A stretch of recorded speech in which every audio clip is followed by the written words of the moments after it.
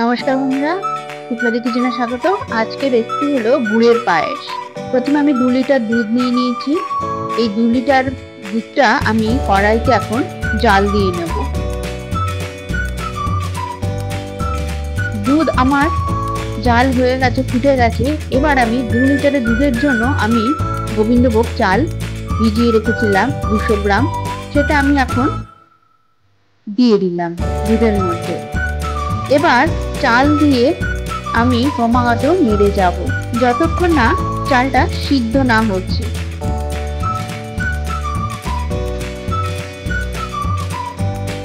চাল আমার সিদ্ধ হয়ে গেছে। এবার আমি দুধের মধ্যে দিয়ে দেবো।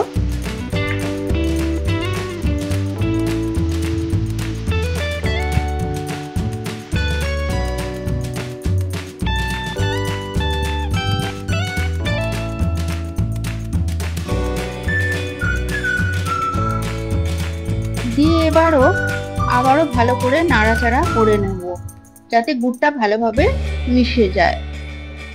দেখুন আমার গুড় একদম ভালো করে মিশেও গেছে আর পায়েসও রেডি হয়ে গেছে। এবার আমি নামিয়ে সার্ভ করে নেব। শীতের দিনে এরকম গুড়ের পায়েস খেতে কিন্তু দারুণ লাগে।